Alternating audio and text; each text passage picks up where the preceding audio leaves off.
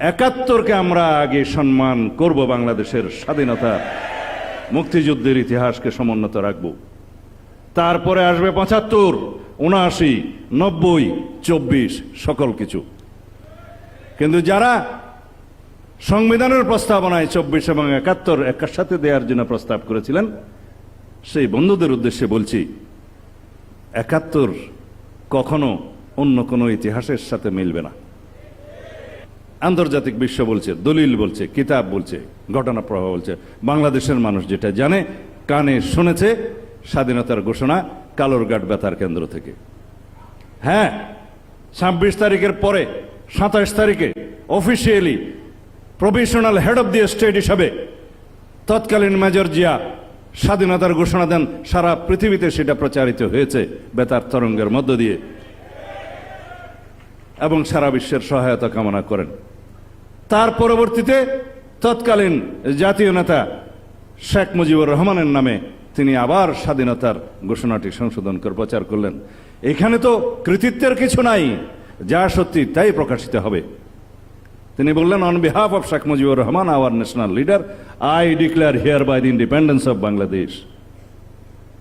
এটা সত্য কথা, সত্য ইতিহাস। কিন্তু না, আওয়ামী ফ্যাসিবাদী শক্তি কখনোই কোনো কৃতিত্ব কাউকে দিতে রাজি না। সবকিছু তাহার পিতার কৃতিত্ব।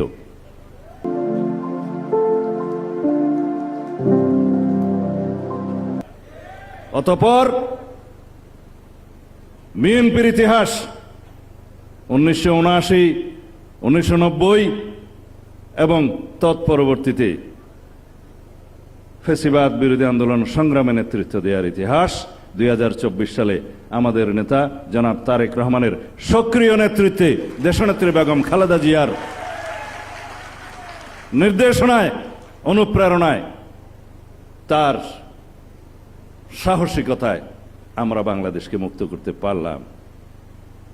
অবশ্যই ছাত্রগণ অভ্যুত্থানে যারা শহীদ হয়েছেন, ভূমিকা রেখেছেন, ছাত্র নেতৃবৃন্দ যারা নেতৃত্ব দিয়েছেন, সকলের অবদানের প্রতি আমরা স্বীকৃতি দেই।